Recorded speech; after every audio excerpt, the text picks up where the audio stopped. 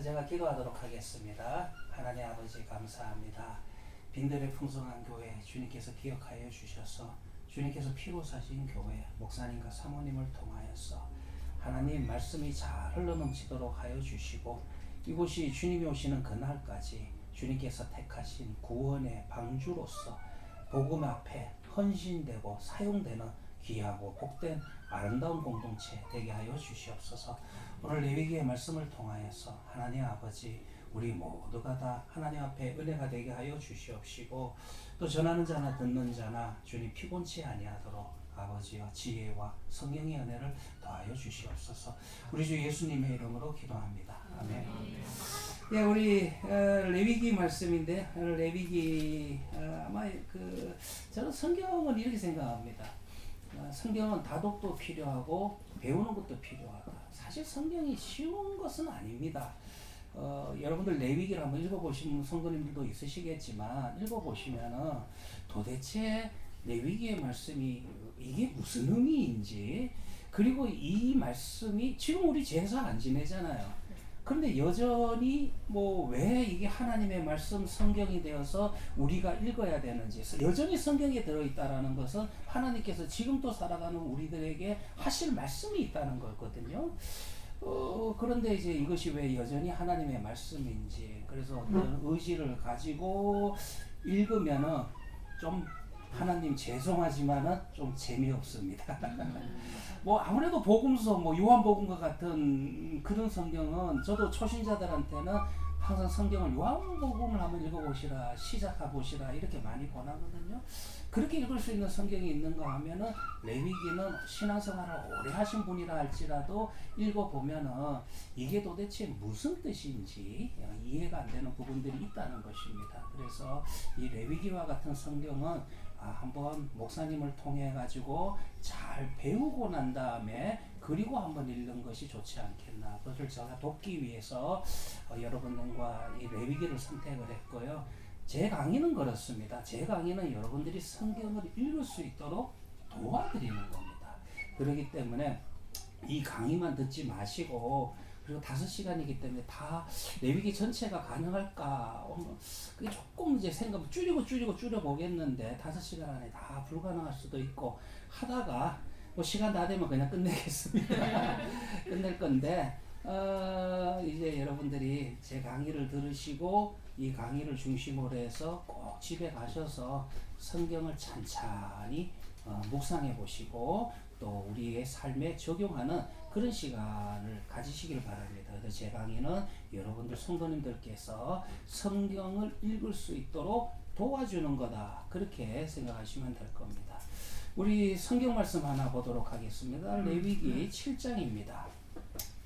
레위기 7장 37절과 38절 두 절을 우리 다 같이 한 목소리로 읽도록 하겠습니다. 레위기 7장 37절과 38절 한 목소리로 읽습니다. 시작. 이는 번제와 소제와 속죄제와 속건제와 위임식과 화목제의 규례라. 여호와께서 시내 광야에서 이스라엘 자손에게 그 예물을 여호와께 드리라 명령하신 날에 시내산에서 이같이 모세에게 명령하셨더라. 아멘. 여러분들 강의안 가지고 계시죠?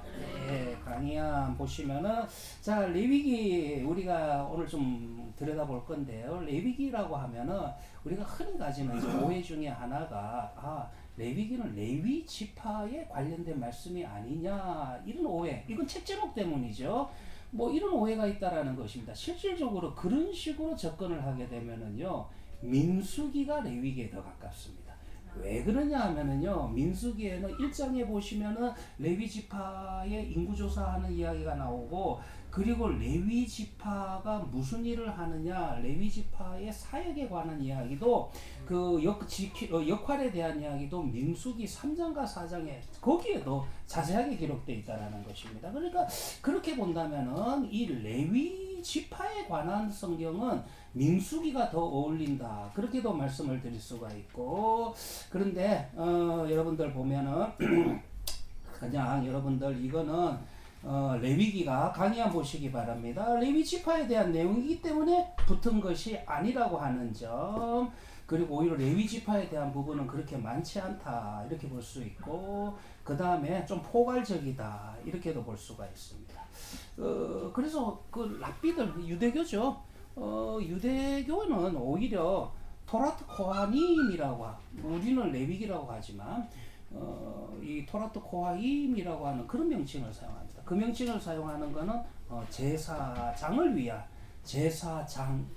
제사장에 대한 지침 뭐 이런 책 제목을 붙였는데, 실질적으로는 뭐 요게 더 맞지 않냐. 그래서 이제 제사장과 관련된 내용들 그런 부분들이 많이 있고, 일단은 우리가 어떤 책을 읽을 때는요, 우리가 하나님의 말씀이라는 것도 우리 글로써 주셨기 때문에, 하나님께서 우리에게 하나님 자신에 대한 계시를 글로써 주셨기 때문에 우리는 이 성경 책을 읽어야 되는 거고, 그리고 어쨌든 글로써 기록이 되어 있다 보니까 이 기록 방식에 있어서는 전달의 도구로서 문학적인 방법을 사용하게 된다라는 것입니다. 그래서 문체도 좀 보셔야 되고 또 문단도 잘 나누실 줄 아셔야 돼요. 우리가 어떤 책을 읽을 때 중요한 게 뭡니까? 학교 다닐 때 국어 시간에 제일 많이 한 게 문단 나누기잖아요. 문단 나누기를 하는 목적이 뭐죠? 이 책의 이 저자의 주제가 뭐냐, 그거를 우리에게 가르쳐주기 위해서 문단을 나누는 거거든요. 그래서 레위기도 문단을 좀 나눌 필요가 있는데, 요거는 성경 학자들마다 뭐 아무래도 문단을 나누는 거는 뭐 여러분들도 이렇게 관주 성경이나 이런 걸 보시면은 조금씩 차이는 있습니다. 뭐 많지만은 그 중에서 좀 간단하게 이야기를 하면은 가장 일반적으로는 5개로 구분하는 게 좋습니다. 그래서 제가 7장의 마지막 절을 읽었는데, 7장을 보시면은 1장부터 7장에는 이제 레위기의 5대 제사라고 하는 제사법이 나와요. 그래서 이 제사법에 대한 규칙이 1장부터 7장에 기록되어 있고, 자, 그리고 난 다음에는 제사법이 나왔으니까 이 제사법을 시행하는 제사장에 대한 규칙이 나와요. 그게 8장과 10장입니다. 그러니까 제사법에 대한 이야기가 1장부터 7장에 나오고, 이 제사법을 지켜야 되고 또 수행해야 되는 임무를 가지고 있는 제사장에 대한 이야기, 제사장 위임에 대한 이야기가 8장부터 10장에 나오는데, 이거는 신구약 성경 다 동일합니다. 내가 요거는 또 그 부분에 가서 말씀을 한번 더 드리겠지만은 뭐가 동일하냐 하면, 항상 이런 규칙이 나오고 난 다음에 부정적인 이야기, 실패하는 이야기가 나와요. 뭐 사도행전에도 그렇잖아요. 사도행전에도 초대교회에 대한 아름다운 이야기가 나오고, 아나니아와 삽비라 이야기가 바로 왜 여기서 이 기분 좋은 데서, 이 분위기 좋은 데서 이런 부정적인 이야기, 실패 이야기가 왜 기록되어 있을까? 사실 이런 거는요, 구약에서부터 시작을 합니다. 창세기만 보셔도 그렇고요. 하나님께서 창세기 12장에서 아브라함을 부르시고 난 다음에 이제 아브라함이 그냥 고향 친척집을 떠나죠. 그리고 난 다음에 복받고 잘 되는 이야기가 바로 나올 것 같지만 어떻습니까? 바로 이어가지고 아브라함이 실패하는, 마누라 팔아먹는 이야기가 바로 이어서 나타난다라는 것입니다. 이런 기법이 창세기에도 나오는 것처럼 뭐 신약도 동일하게 연결이 되고, 레위기도 마찬가지입니다. 제사장에 대한 이제 규칙이 나오는데, 여기에 또 실패의 이야기, 그러니까 성공에 대한 이야기보다는 실패에 대한 이야기가 앞으로 나오게 될 겁니다. 그래서 여기 8장부터 10장은 제사장 위임에 대한 율법이 나오고요. 그 다음에 이제 부정에 대한 이야기, 요거는 오늘 좀 중요한 강의 중에 하나인데, 11장부터 16장은 육체적, 도덕적 부정에 대한 율법들이 11장부터 16장에 나오고, 그 다음에 17장부터 26장은 반대로 거룩에 대한 율법, 이 내용이 이제 17장부터 26장에 나오고, 그리고 뜬금없는 게 27장입니다. 처음에 아마 레위기가 26장까지만 기록했으면 어땠을까 이 생각을 하는데, 전혀 어울리지 않게 맹세, 서원이에요. 레위기가 서원에 대한 이야기로 끝을 냈습니다. 그게 27장입니다. 그래서 제가 시간이 안 되면 그냥 바로 27장으로 건너가서 27장은 좀 나눌까 생각을 하고 있는데요. 그런데 이제 노르만 가이슬러라고 하는 이제 오래된 구약학자가 있어요. 이분은 뭐 이렇게도 이야기를 합니다. 1장부터 7장은 제사 제도다. 그 다음에 8장부터 10장은 제사장 제도다. 이해가 되시죠? 그리고 11장부터 16장 부정에 대한 거, 요거 중요합니다. 우리가 성경에서 부정하다라고 이야기하면은요, 우리는 이거를 죄에 대한 영역으로 해석을 많이 하거든요. 그런데 이미 70년대 노르만 가이슬러와 같은 학자가 잘 본 게 뭐냐 하면은 이거는 위생에 대한 규칙이다. 저도 이걸 동의를 합니다. 그래서 이 11장부터 16장은 부정하다. 이거는 또 다른 말로 위생에 대한 규칙이다라고 해서 위생이라는 용어를 써요. 그리고 난 다음에 17장부터 27장은 이거는 그리고 난 다음에 우리가 어떻게 하나님을 닮아갈까? 성화에 대한 이야기가 17장부터 27장이다. 이렇게 또 단락을 구분할 수가 있습니다. 그런데 이렇게 이야기하면은 뭐 외우기가 어렵잖아요. 그러면 여기에서 그냥 간단하게 이야기해서 정말 간단하게 해서 2등분 해봅시다. 양등분을 해보면은요, 막 1장부터 10장은 거룩하신 분에게 나아가는 길, 그게 1장부터 10장이 기록되어 있고, 그리고 이제 후반부죠. 11장부터 27장은 거룩에 이르는 길, 방법들, 어떻게 하면 우리가 거룩에 이르게 될까, 거룩에 대한 방법들, 이 내용들이 17장부터 27장이다. 이렇게 두 개로 구분할 수도 있다라는 것입니다. 자, 그래서 보면은요, 자, 그 밑에 좀 내용 보도록 합시다. 내용을 보시면은 아무튼 또 제가 이런 단락도 구분을 해드렸지만은 또 제가 개인적으로 보는 관점은요, 중심이 되는 이야기가 어디일까? 또 중심이 되는 이야기. 이것도 좀 설명드릴게요. 우리는 문학 구조가 제일 흔한 게 뭐죠? 기승전결입니다. 그래서 기승전결이다 보니까 어떨 때는 앞에 보고 뒤에만 보면 됩니다. 제가 제 아내가 드라마 보는 걸 좋아하는데 미국 사람이거든요. 물론 이제 2세긴 하지만은 3살 때 이민을 가서 한국말도 잘 못해요. 그런데 이제 드라마 보는 건 좋아합니다. 자막 켜놓고 보는데 저는 다음에 계속 이런 드라마 잘 못 봐요. 오늘 끝이 나야 돼요. 다음에 계속 이러면 너무 이게 기다리지를 못해가지고 안 봐요. 안 보는데 또 아내가 앉아가지고 거실에 앉아서 보면은 이제 또 봅니다. 보는데 제일 좋은 방법은 아내가 딱 보고는 이 드라마를 볼 건가 말 건가 선택하는 기준이 있더라고. 앞에 보고 뒤에 보고. 앞에 보고 그러니까 서론하고 결론만 보면은 이 드라마 시리즈를 뭐 10몇 개 이르는 시리즈를 볼 건가 말 건가 결정을 하게 돼. 맞아요. 왜냐하면은 우리 대체적으로 기승전결이기 때문에. 그래서 앞에 보고 뒤에 보면 대충 압니다.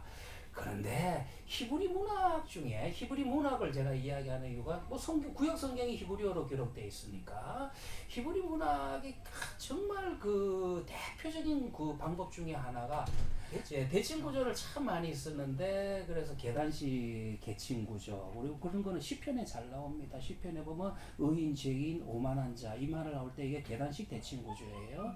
이런 표현들 참 많이 쓰고, 또 하나는 단락을 사용을 할 때 양괄식 구조를 참 많이 씁니다. 그 양괄식이라는 게 뭐죠? 양파 까듯이 밖에서부터 안으로 까들어가는 방식. 그러면은 중간에 제일 핵심이 어디 있죠? 중앙에 있는 겁니다. 그래서 이 중앙에 있는 제가 이런 이야기를 한다고 해서 그렇다고 해서 구약 성경 전체를 그럼 다 또 이런 방식으로 적용하느냐? 그건 아니에요. 그건 아니지만은 요나서와 같은 경우가 아마 또 거기에 해당될 겁니다. 그래서 요나서는 우리가 기승전결로 보기도 하지만 4장까지 기록, 이게 제일 쉬워서 가르쳐 드리는 겁니다. 그래서 요나서는 1장부터 4장이지만은 뭐 요나의 이야기를 이제 4장에서 많이 결론을 찾지만은 실질적으로 요나의 이야기는 이 중간 2장에 기록되어 있는 요나가 물고기 뱃속에서 하나님께 드리는 기도, 물고기 뱃속의 기도를 요나서의 핵심으로 봐야 된다. 저도 거기에 동의하는데, 여기에서 중요한 게 뭐냐 하면은 구약 성경의 많은 성경들은 이런 양괄식 구조를 많이 써요. 그래가지고 밖에서부터 안으로 들어오는 방식. 그래가지고 아마 앞에만 읽고 뒤에만 읽는 걸 하나님께서 방지하시려고 그렇게 하셨는지 몰랐는데, 그래서 이 이야기 중심이 되는 이야기를 중간에 많이 갖다 놓습니다. 요 구조가 굉장히 재미있는 구조인 게, 그러면 뭐죠? 성경을 그냥 처음부터까지 다 읽어야 돼요. 다 읽고 내용이 다 머리에 들어와야지 핵심이 어디 있다, 핵심 찾는 거, 그거를 이야기하게 된다는 것입니다. 그래서 이게 구약을 기록한 히브리어의 특징 중에 하나가 되는데, 그렇게 본다면 레위기도 만약에 뭐 제가 지금 여러분들 제일 쉬운 방법으로 단락을 또 구분해 드렸지만은, 그러면은 중앙이 어디입니까? 중앙은 어디냐면 16장이에요. 왜 16장이냐면 용키프림이라고 하는, 이거는 대속죄일, 그러니까 16장. 그래서 어떻게 보면은 이 규정 16장을 중심으로 나누어 가지고 규정 전체, 그러니까 앞에 뒤에 규정 전체의 중심이 되는 게 레위기 16장. 레위기 16장에 어떤 말씀이 기록되어 있냐? 대속죄일에 대한 규정이 기록되어 있는, 이것이 레위기의 전체 구조다, 이렇게도 볼 수가 있다라는 것입니다. 자, 그렇게 보고요. 아무튼 여러분들 그 밑에 보시면은 우리가 질문하는 내용 중에 하나가 뭐냐? 지금 우리가 제사 드리는 것도 아닌데 이게 왜 여전히 하나님의 말씀입니까? 그리고 왜 지금도 우리가 읽어야 됩니까? 이 질문을 던지게 된다라는 것입니다. 감사하죠. 만약에 구약시대 제사장처럼 그렇게 제사를 드려야 되면은 저나 이상호 목사님이나 힘들어요. 왜냐하면 지금 여기 피바가 돼야 되잖아요. 양 잡고 소 잡아야 되는데 어떻게 이렇게 합니까? 우리 주님께서 오셔서 단번에 대속죄 제물이 되어 주셔가지고 예수 그리스도의 이름으로 나아가는 우리가 얼마나 행복한가. 목사가 더 행복한 겁니다.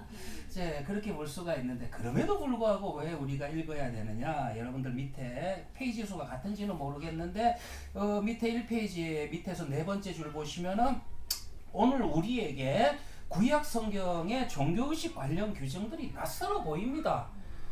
제사 예배는 예루살렘 성전의 파괴로 외형적으로 끝났는데 특별히 사람을 하나님에게서 갈라놓는 죄를 예수님께서 자신의 목숨을 희생하여 단번에 대속의 제물이 되신 이후로는 실질적으로 끝났다라는 것입니다. 그럼에도 불구하고 레위기의 제사 규정이 왜 여전히 하나님의 말씀인가? 거기에는 이유가 있다는 것입니다. 2페이지에 보시면은, 그러나 그 뜻을 조금 더 깊이 생각해 보면 제사에는 여전히 모든 신앙에서 포기할 수 있는 근본 요소가 있는 거예요. 근본 요소. 우리가 하나님 앞에 예배할 때는 어떻게 예배해야 되는가? 우리가 하나님 앞에 나아갈 때는 어떻게 나아가야 되는가? 우리가 하나님의 백성으로 어떻게 살아야 되는가? 이 부분에 대해서는 규정은 바뀌고 외적인 외형은 바뀌었지만은 레위기의 말씀, 레위기의 중심, 레위기의 신앙이 여전히 오늘을 살아가는 우리들에게 적용해야만 되는 그런 하나님의 말씀이라는 것입니다. 무엇보다도 뭐냐 하면 제사라고 하는 게 뭐예요? 제사라고 하는 거, 요거는 좀 이따 뒤에 한 번 더 설명하겠지만, 이 제사라고 하는 용어를 쓰면 참 힘든 게 뭐냐 하면은 용어입니다. 어쩔 수 없이 제가 용어를, 우리 제가 쓴 건 아니고 번역을 그렇게 한 거잖아요. 그런데 이걸 우리가 일반적으로 제사가 없는 종교였거든요. 제사는 다 합니다. 그러니까 이제 우리들을 이해시키기 위해서 우리가 가지고 있는 용어로 하나님의 말씀을 기록한 겁니다. 사실 하나님의 섭리와 하나님의 사랑을 어떻게 인간의 언어와 표현으로 다 표현할 수 있겠어요? 한정이 되어 있고 너무 부족한 거예요. 하나님에 대한 표현은 결국은 우리가 하나님의 나라에 가서 하나님이 사용하시는 아마 언어가 하나님을 이해하고 표현하는데 가장 적합할 것입니다. 그런데 하나님께서 우리의 죄를 대속하시기 위해서 독생자 예수님께서 인간의 모습으로 성육신하신 것처럼, 마치 우리에게 오신 것처럼 말씀도 마찬가지예요. 말씀도 하나님에 대해서 하나님의 언어로 기록한 게 아니라 누구의 언어로 기록했다? 우리가 사용하는 너무 부족한 언어로, 한계가 있는 언어로, 흠이 있는 언어로 기록을 하신 겁니다. 성육신만 하신 게 아니라 말씀 역시 동일하다라는 것입니다.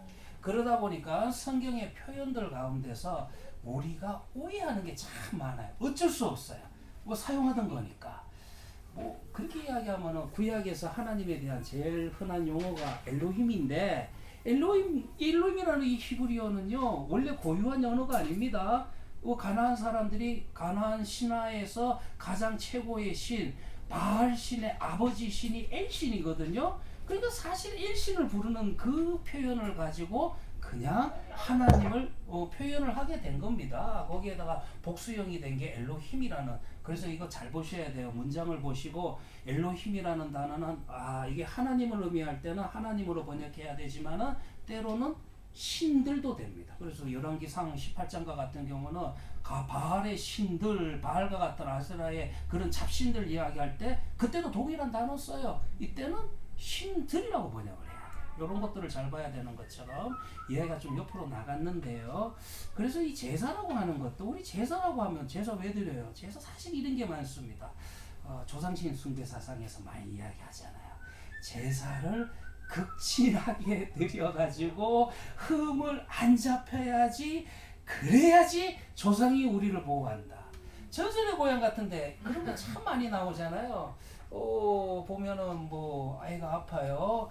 그러면은 뭐 왜 애가 아픈가, 어느 날 밤에 할머니 신이 떡 나타나가지고 네가 내 묘자리가 이상하다, 뭐 제사를 잘못 드렸다, 그래가지고 막 그 제사법 보면은요 뭐 어디에 뭐 넣어야 되고, 저는 3대를 믿다 보니까 감사하게도 제사를 드려본 적이 없는데 제사 규칙이 어렵더라고. 어디에 동쪽에 뭐 넣어야 되고 서쪽에 뭐 넣어야 되고. 그거 왜 지켜요? 그렇게 하는 이유가 뭐냐면 그래야지 우리 조상신이 노하지 않아서 우리 자녀들, 우리 후손들이 복을 받는다. 사실 이 생각 속에서 어떤 기브 앤 테이크라고 하는 이런 의식 속에서 사용된 게 제사라는 용어라는 것입니다.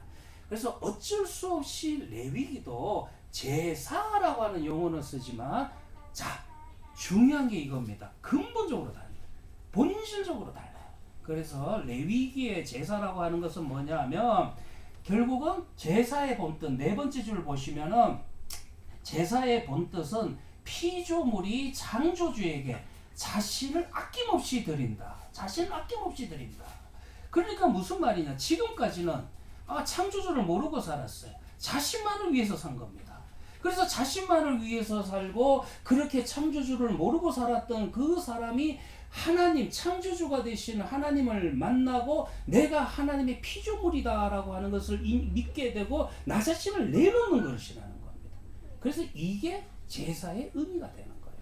그래서 이거를 하지 못하면은 한 창조주가 되시는 생명의 근원에서 떨어져 나간다. 여기에서 나오는 게 바로 제사입니다. 그래서 제사는 하나님과 가까워지는 것, 가까워지는 것. 또 관계성이라고 하는 게 그렇잖아요. 우리 연애 보시면은 연애하면서 한 번도 안 싸우고 연애한 분들이 있습니까? 그렇지 않지 않습니까? 싸우기를 숱하게 싸웁니다.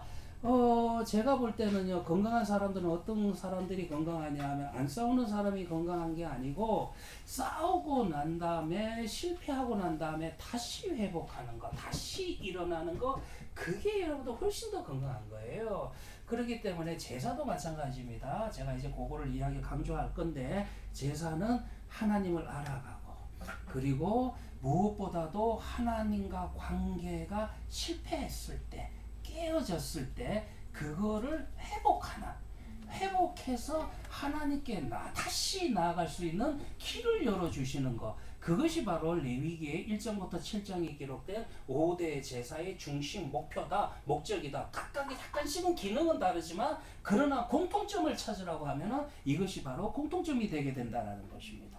그래서 제사는 이제 그렇게 살았던 인생이 이게 이기적인 폐쇄적인 삶입니다.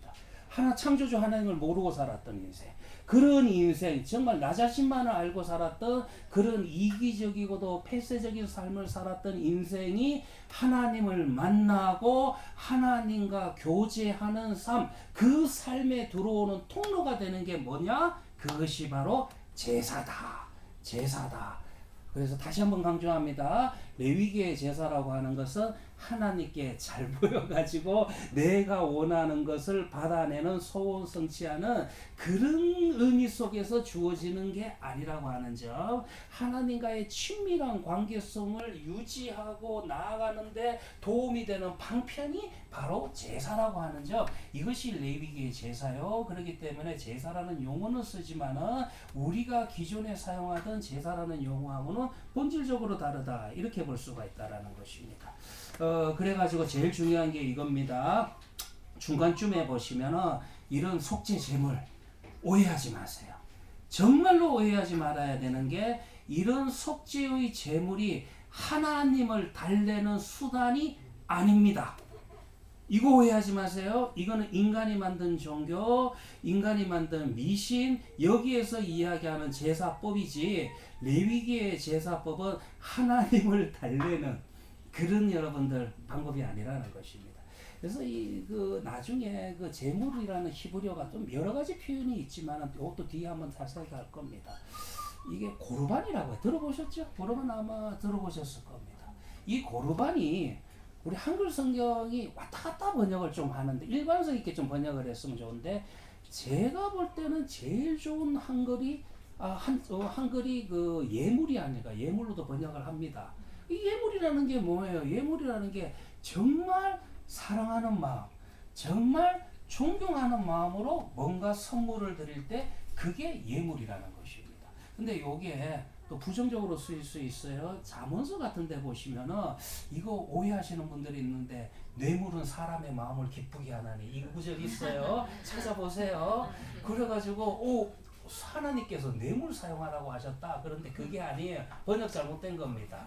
그런데 정말 마음을 다하여서 사랑하는 마음으로, 정말 존중하는 마음으로 드리는 선물은 뭐가 돼요? 예물입니다. 그런데 저 사람을 이용하기 위해 가지고 드리는 물건은 뭐가 돼요? 이거는 뇌물이 돼요. 똑같은 용어에서 긍정적으로 나올 수 있고 부정적으로 나올 수 있습니다. 그래서 그 성경 번역은 좀 다시 바꿔야 돼요.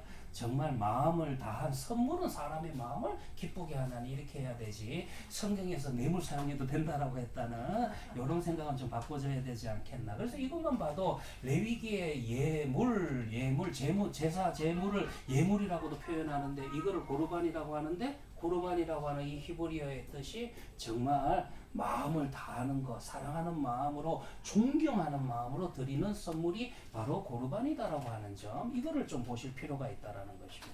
그래서 이런 제물이 하나님을 달래는 수단이 아니라는 것, 그때는 오히려 이게 뭐가 되죠? 고르반이 뇌물이 되는 것입니다. 뇌물이 되게 해서는 안 된다라고 하는 점. 우리 사람들이 가지고 있는 제사의식, 그런 제사의식을 가지고 헌금을 그렇게 생각을 하신다면, 그거는 하나님께 드리는 예물이 아니라 뭐가 된다고요? 뇌물이 된다. 이렇게 보실 수가 있고, 이게 레위기의 제사법에도 똑같이 적용을 하셔야 된다는 것입니다. 자, 그래서 보시면 레위기의 객관적인 특징인데, 이 객관적인 특징을 보시면은 레위기는 당연히 하나님이 주신 계시입니다. 하나님이 주신 말씀이에요. 그래서 구분하셔야 되는 게, 타 종교에서 파생된 제사다, 이런 암시는 레위기에 전혀 없습니다. 왜 제가 이 말을 드리냐면, 신학교에서 신학을 하다 보면은 자유주의 신학자들이 비교 종교학적으로 레위기를 접근을 많이 합니다. 그래가지고 봐라, 레위기의 제사법이라고 하는 것은 고대 근동의 제사법이 종교학적으로 진화가 된 게 레위기의 제사법이다라고 하지만은 전혀 아닙니다. 철저하게 구분되고 분리되는, 용어는 비슷하게 써도 철저하게 기본 정신이, 방침이 구분되고 분리된 거라는 것을 오늘 강의를 통해서 또 말씀을 드릴 거예요. 그래가지고 타종교에서 파생된 그런 것이 아니다라고 하는 거. 그리고 여러분들 중요한 것은 이제 이 레위기에 보시면은 레위기가 27장까지 기록되어 있는데, 무려 20개 장이 여호와께서 모세에게 말씀하시되 계속 반복이 됩니다. 그러니까 이걸 보면은 레위기는 하나님의 말씀이다라는 것도 알 수가 있고, 그 다음에 3페이지에 보시면은, 자, 레위기는 신앙 공동체. 뭐 하나님의 말씀이 그러하지만 레위기의 말씀은 이제 시내산에서 출애굽을 하고 난 다음에 시내산에서 10가지 말씀을 받았습니다. 그것을 우리가 일반적으로 십계명이라 그렇게 이야기를 해요. 이 말씀 앞에 서 있는 공동체가 하나님의 언약 공동체입니다. 그때 이스라엘이 됩니다. 하나님의 제사장이 됩니다. 그런데 이제 그 레위기는, 그리고 난 다음에 나오는 성경이 레위기거든요. 그렇기 때문에 이 레위기는 신앙 공동체에 주시는 말씀이 바로 레위기라는 것도 알 수가 있고, 그렇게 본다면 좀 구분을 한다면은 출애굽기엔 뒤에 이제 보시면 선막에 대한 부분이 나와요. 그러니까 이제 하나님께서 신의 산에서 10가지 말씀을 주시고, 그러니까 이것도 위치적으로 중요한 부분이 있죠. 왜냐하면 이 계명을 지켜서 하나님의 백성이 되는 게 아닙니다. 오히려 하나님께서 무조건적인 은혜로 부르시고 하나님의 자녀 삼으시고, 그리고 난 다음에 하나님의 자녀된 구분된 증거로서 우리는 하나님의 말씀 앞에 서가는 거예요. 그래서 그것이 바로 십계명으로 대표되는 계명과 율례라고 이야기할 수가 있고, 그리고 십계명의 말씀이 주어지고 난 다음에 출애굽기 후반부에는 성막에 대한 이야기가 나옵니다. 그러니까 이렇게 본다면 연결해서 보셔야 돼요. 그래서 출애굽기를 보시면은, 출애굽기는 자 거룩이라고 하는 게 카도시라고 하는 게 구분이다라는 뜻이 있거든요. 그래서 우리가 하나님 앞에 나아가는 데 있어서는 첫째, 출애굽기 뒷부분을 보시면 성막에 대한 규정을 보시면은 이게 뭐를 우리에게 가르쳐 주냐면, 우리가 서 있는 장소도 좀 구분해야 된다라는 거예요. 그래서 이제 어떻게 본다면은 이제 출애굽기 뒷부분은 하나님께서 섬김을 받으시는 장소에 대한 말씀이 주어지는 것이 출애굽기고, 그리고 난 다음에 자, 그 다음에 이어서 레위기가 나오잖아요. 레위기는 뭡니까? 그러면 먼저 장소를 구분하고, 그 다음에 이 장소에서 여기서 우리가 어떻게 하나님을 섬길까? 어떤 방식으로 하나님 앞에 나아갈까? 그래서 이게 예배라고 이야기할 수 있는데, 그런 이제 하나님께 나아가는 방법에 대해서 주신 말씀이 바로 이제 레위기다. 그렇게 본다면은 출애굽기의 강조점은 구분된 장소. 요 장소, 요건 좀 이야기해 드릴게요. 요건 좀 부연해서 설명해 드린다면, 우리가 다니엘서에 보면은 다니엘이 이제 바벨론의 포로가 되어서 이제 그 이방 땅에서 하나님 앞에 예배를 드리는데, 이제 한글 성경에는 다락방에 올라가서 뭐 이렇게 아침 하루에 3번씩 구분해 3번씩 기도했다라고 나옵니다. 근데 우리 한글 성경이 어퍼룸 다락방으로 번역을 했지만, 정확하게 그 히브리어를 보면 어떻게 번역하는 게 좋냐 하면은 구별된 장소예요. 그러니까 우리 기도할 때도 그러면 꼭 뭐 교회에만 하나님이 계십니까? 하나님 무소부지한 거 아닙니까? 예, 맞아요. 여러분도 신학적으로 맞는데, 그렇지만 어떻습니까? 우리가 예배를 하고 기도를 할 때는 제가 우리 이러쿵 저러쿵 해도 뭐 여러분들 좀 기도를 할 때는 좀 기도할 수 있도록, 예배를 드릴 때는 예배를 집중할 수 있도록 장소를 좀 구분하는 것도 우리가 예배드리고 기도하는 데 도움이 된다라는 것입니다. 그래가지고 다니엘서의 다락방이라고 번역되어 있는 것도 정확하게 번역하면은 구분된 방, 요 말이 더 맞습니다. 분리된 방. 그러니까 아마 다니엘이 기도를 위해서, 기도만을 위해서 방 하나를 피워둔 것 같아요. 그래서 시간이 되면 그 방에 가서 집중해서 기도하는, 우리 한글 성경엔 다락방이라 했는데, 마치 이런 것처럼 또 이런 것들도 장소를 구분하는 것도 우리가 신앙생활하고 기도하는데 도움이 되는 것처럼 출애굽기도 바로 그 이야기를 하는 겁니다. 그래서 하나님의 어떻게 보면 출애굽기의 강조점은 장소에 있다면은, 그러면 레위기는 뭡니까? 하나님 앞에 어떻게 나아갈까? 태도예요. 그러니까 레위기의 강조점은 태도에 있다. 이렇게도 이야기할 수가 있다라는 것입니다. 그래서 3번 보시면은, 자, 3페이지 3번을 보시면은, 따라서 레위기가 제사장의 거룩에 대한, 그러면 이건 제사장이 주신 말씀 아닙니까? 그건 아니에요. 제사장의 거룩에 대해서만 다루고 있다라는 것은 오해입니다. 레위기는 결국은 모든 하나님의 자녀들, 모든 하나님의 백성들에게 우리가 어떻게 살 것인가, 어떻게 하나님 앞에 나아갈 것인가, 그래서 이 거룩성에 대해서 다루고 있는 것이, 그것이 바로 레위기다라는 것입니다. 그래서 종교적 직분자들의 거룩성만을 다루는 것이 아니라, 즉 레위기는 누구도 도달할 수 없는 거룩성에 대해서 다루고 있는 것이 아니라, 모든 사람이 도달할 수 있는 거룩성에 대해서 다루고 있다. 이게 레위기요. 이거는 뭐를 보면 알 수 있냐면, 제가 앞에 책 제목 이야기를 좀 해드렸는데, 우리 책 제목은 사실 라틴어 불가타역의 영향을 많이 받았어요. 처음에는 원래 한 권입니다. 쭉 기록을 했는데, 이런 이야기도 자꾸 옆으로 나가면 오늘 시간 길어지는데, 이게 자 공회에서 성경을 이제 낭독을 해야 되는데, 그때 당시에는 뭐 주로 양피지나 두루마리를 사용하니까 너무 두꺼우시잖아요. 열왕기도 한 권이에요. 한 권인데 이걸 어떻게 다들 그때는 뭐 다 들고 다니? 지금이야 인쇄술이 좋아져서 제가 요만한 성경책에 66권 다 넣고 다니지만 그런데 그때는 이게 힘드니까 네 권으로 나눈 겁니다. 그래서 사무엘상하, 열왕기상하. 그래서 제일 교인 가운데 우리 좀 조심해야 되는 게 사무엘에서 누가 기록했습니까? 사무엘 아니에요. 왜냐하면 열왕기 마지막 바벨론이 멸망하는 바벨론에 의해서 예루살렘이 멸망한 것을 목도한 자가 기록한 게 맞아요. 그래가지고 여러분들 이렇게 네 권으로 나누듯이 이제 이렇게 책을 나누고 장절을 구분하는 거는 장절까지 구분하는 거는 어디까지 가야 되냐? 한 15세기까지 가야 됩니다. 그래서 지금도 마찬가지잖아요. 제가 성경 읽을 때 레위기 몇 장 읽읍시다 할 때 우리 쉽게 찾잖아요. 그렇게 해야지 쉽게 찾기 위해 가지고 장과 절까지 이야기하는데 이거는 거의 뭐 시작은 유대인들이 시작을 했지만은 뭐 마소라 라피들이 시작은 했지만은 확정이 된 건 15세기까지 가야 됩니다. 그러면 이제 책 제목을 붙이기 시작하는 거는 지금 우리의 책 제목은 라틴어 성경에서 비롯된 게 많습니다. 그리고 또 유대교에서 랍비들도 랍비 나름대로 책 제목 붙이고. 근데 원래는 제일 처음에 가장 원시적이고 시초가 되는 것은 첫 번째 나오는 단어. 그게 책 제목이었습니다.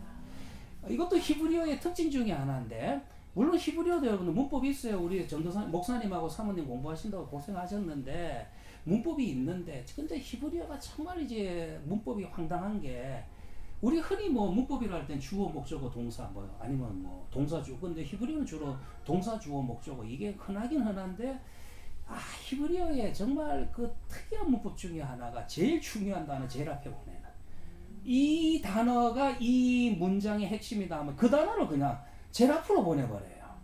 이런 문법을 굉장히 많이 구사하거든요. 그러다 보니까 책 제목을 처음에 원시적으로 붙일 때 제일 시초에 붙일 때는 그냥 1장 1절의 첫 단어. 그게 이제 여러분들 제일 중요한 단어. 이게 상당히 일리가 있습니다. 왜냐하면 레위기도 마찬가지입니다. 그래서 여기 보시면은 BHS는 그냥 히브리어 성경이라 이렇게 생각하시면 돼요. 그래서 이 BHS 히브리어 성경의 제목은 1장 1절의 첫 단어. 1장 1절이 뭐가 나오냐면 카라라고 하는 것은 부르셨다예요. 이게 레위기예요.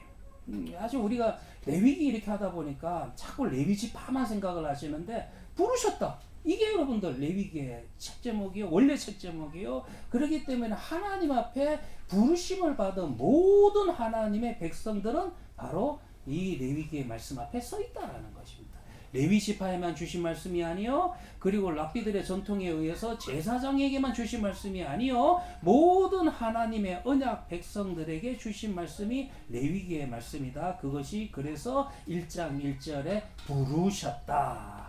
무엇에서 부르셨습니까? 좀 생각을 해본다면 우리는 구분된 하나님의 자녀입니다. 구분된 하나님의 자녀이기 때문에 우리는 그때 당시에 그 세계관과 구분할 줄 아셔야 돼요. 이스라엘은 무엇과 구분해야 됩니까? 이때 상황이 애굽에서 나왔고 가나안 땅으로 들어가야 됩니다. 그러니까 이들은 애굽의 세계관, 애굽의 종교관, 가나안의 세계관, 가나안의 종교관 여기에서 구분해야 한다. 그래서 그 의미가 또 부르셨다라고 하는 그런 의미도 가지게 되는 것입니다. 그래서 이것이 레위기에 읽어 나갈 때 우리가 이해가 되지 않는 그런 규정들이 있어요. 왜 뜬금없이 너는 어미의 젖에 아기를 어미 양의 젖에 새끼 양을 삼지 말고 이게 뭐야? 그리고 너는 두 가지 직물을 사용해서 섞어서 직물을 짜지 말고 이게 도대체 요즘은 이게 더 낫잖아요.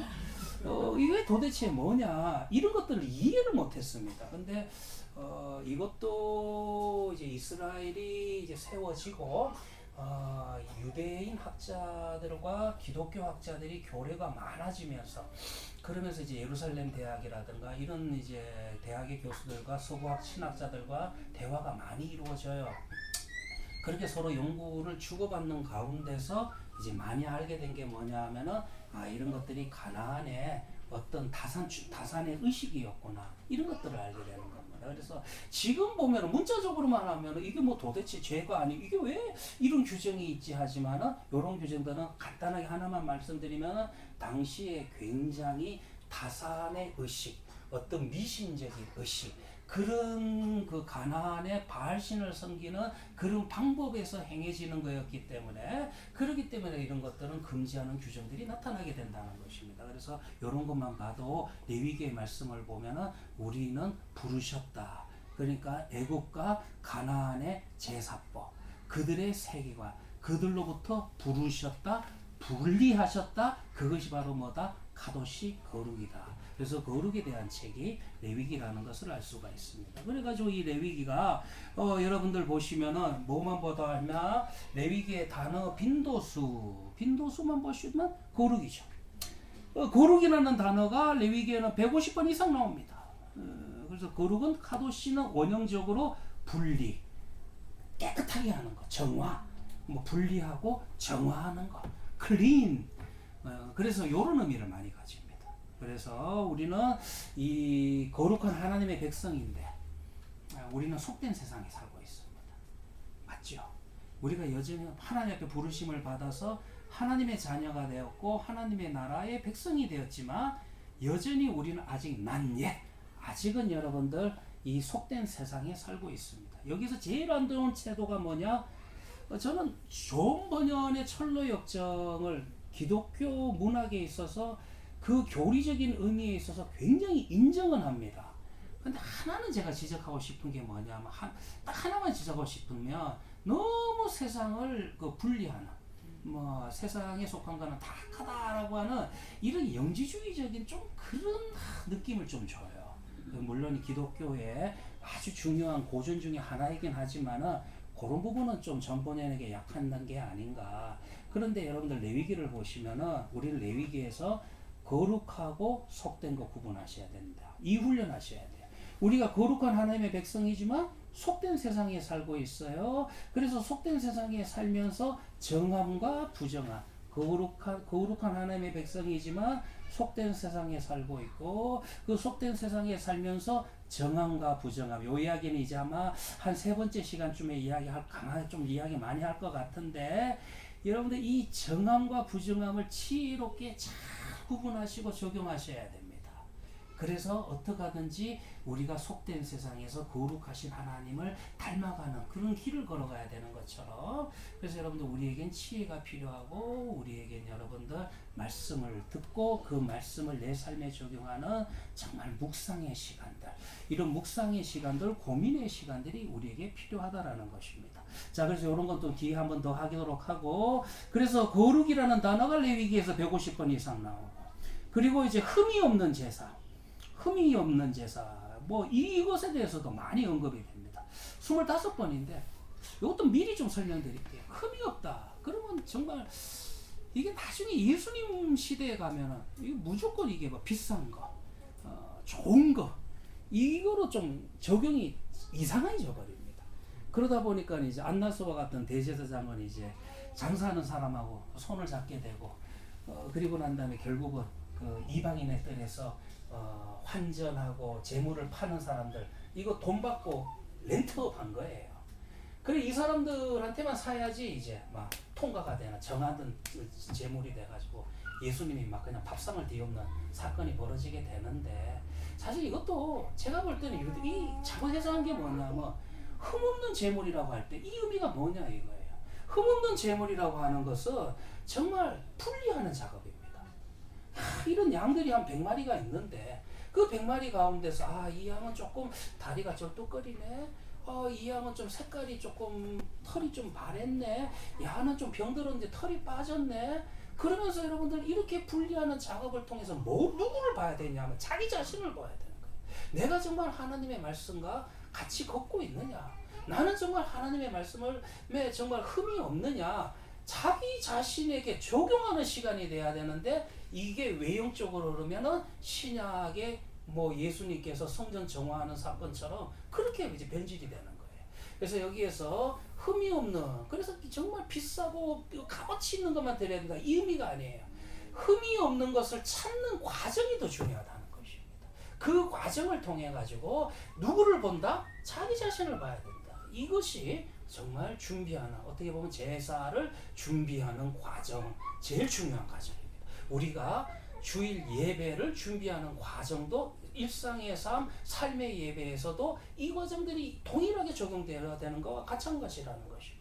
그래서 아무튼 이런 것들도 보면은 정함과 부정함에 대한 것도 186번 나온다. 이렇게 본다면은 아무튼 레위기는 거룩에 대한 거구나. 그 이 거룩을 이야기할 때 정함과 부정함에 대한 거구나라는 거, 이것을 알 수가 있다는 것입니다. 자, 그리고 난 다음에 자, 이제 개론적인 건 조금 말씀을 드렸고요. 이제 개론 끝났습니다. 자, 이제 두 번째는 뭐냐 하면은 이제 레위기의 제사법입니다. 레위기의 제사법에는 자, 여기 보시면 3페이지에 제사, 이건 설명드렸어요. 이 용어 때문에 제일 애를 먹습니다. 레위기를 강의하면서 제사에 우리가 가지고 있는 선의에 이거를 씻어내는 게 정말 어려워요. 그런데 왜 다른 용어 써보지요? 다른 용어가 생각이 안 나요. 그리고 대한성서공회가 그렇게 번역했으니 나도 따르는 게 맞고. 그래서 보시면은 이 제사라고 하는 거는 모든 민족, 모든 지역, 모든 시대, 모든 종교에 제사 없는 종교 없어요. 다 있어요. 그래서 제사가 있으니까 항상 신전이 있고, 신전은 왜 존재하죠? 제사를 위해서 존재하는 거예요. 그러니까 또 그거를 위해서 또 신전의 제사장 필요하고, 이거는 공통적입니다. 그래서 이 형태는 비슷해 보인다 할지라도 제가 이미 강하게 말씀드렸습니다. 본질적으로 다르다. 완전히 이거는 물과 불처럼 다른 겁니다. 그러나 용어는 그렇게 쓸 수밖에 없다. 제사는 모든 종교의 현상에 나타나는 일반적인 요소다라고 하는 겁니다. 이걸 아셔야 되고, 그래가지고 여러분들 보시면은 이런 어떤 것들 때문에 이제 구약의 제사는 하나님과 하나님의 백성 사이의 관계성이에요. 관계성. 이 관계성 없이 그냥 달래기 위해서, 잘 보이기 위해서 그렇게 제물을 드리면 그거는 뭐가 된다? 그거는 뇌물이 된다. 그래서 항상 중요한 거는 레위기의 제사법은 하나님과의 관계성을 표현하는 것이 레위기의 제사법이라는 것입니다. 자, 그래가지고 그게 뭐냐 하면은, 자, 이 관계성을 이해하는 데 있어서 좀 출애굽기 앞에 이야기를 드린다면은, 출애굽기 34장부터 44장 바로 앞에 있는, 오늘 레위기 바로 앞에 있는 겁니다. 여기에는 이제 그 유명한 성막에 대한 이야기가 나옵니다.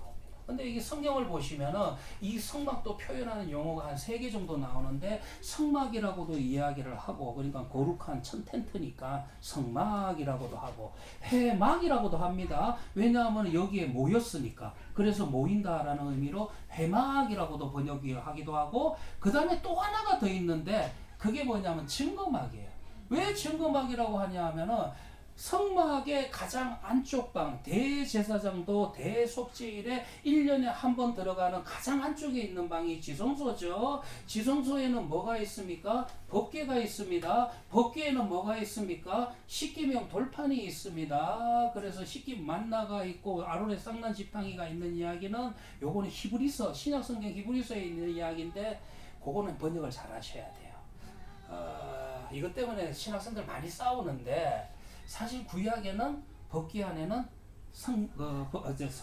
법궤 안에는 2개의 돌판만 있어요. 그런데 민수기를 읽어보시면 아론이 하나님께서 정하셨다라는 의미로 아론에게 쌍난 지팡이, 보라가 반란을 일으켰을 때 쌍난 지팡이가 나오는데, 구약 성경에는 전치사가 확실하니까 법궤 앞에 두었다. 그거는 이제 법궤 앞에 두었다. 근데 여기에 신약에 가서 헬라어를 쓸 때는 헬라어 전치사가 앞이라는 것도 번역할 수 있지만은 안에도 돼. 같은 이게 이게 전치사 그래요. 그러다 보니까 여러 가지 의미로 번역할 수 있어요. 그래서 히브리서, 신약 성경 히브리서에 안으로 번역을 해버렸어요. 그러다 보니까 우리가 이거 성경 퀴즈 대비할 때 법궤 안에 몇 가지 있습니까? 3가지. 그래서 이제 그 돌판 2개 하고, 그 다음에 아론의 쌍난 지팡이하고 만나가 든 항아리 3가지 이야기하고, 오늘 히브리서고, 구약 성경에는 앞에 두었다. 요게 더 정확합니다. 그거는 중요하진 않아요.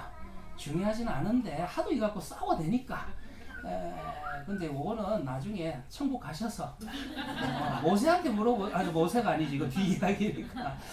그래서 나중에 모세한테 물어보세요. 모세한테 물어보시오. 앞에도 없어요. 그 안에 같이도 그냥 아찌를 같이 썼습니까? 요거 조금 헷갈리지만 하여튼 구약은 한 개밖에 없어요.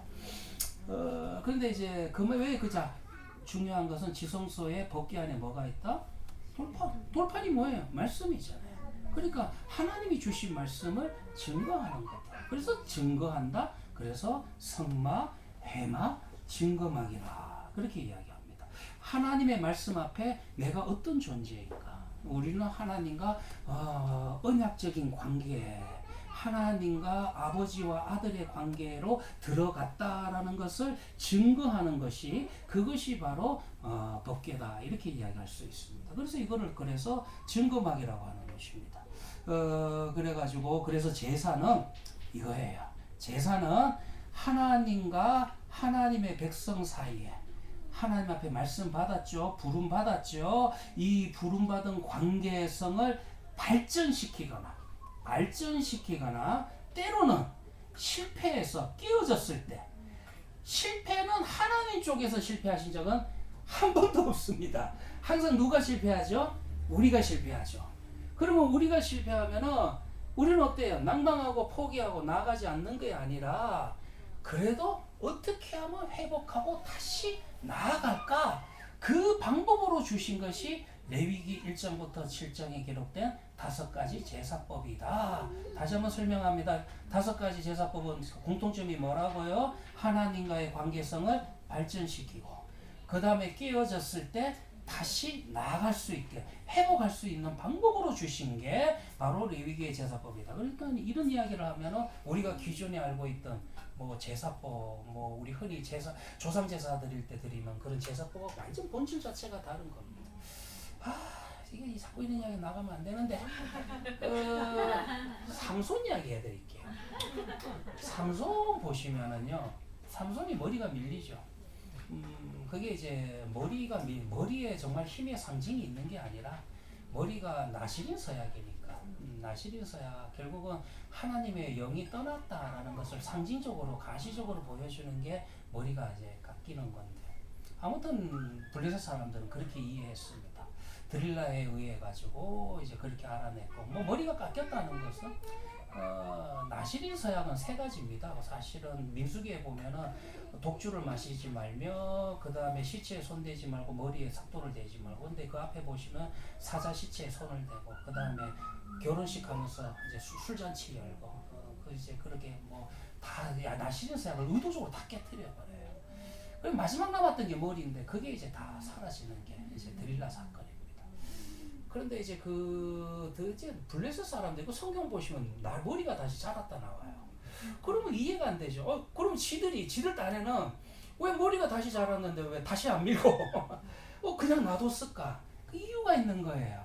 블레셋 사람들의 다곤 신화에 의하면은 다곤이 한 번 버린 자, 한 번 그 규칙을 깬 자, 우리 신화 그런 거 많이 나오잖아요. 우리 단군 신화에도 보면은 100일 동안 해야 돼.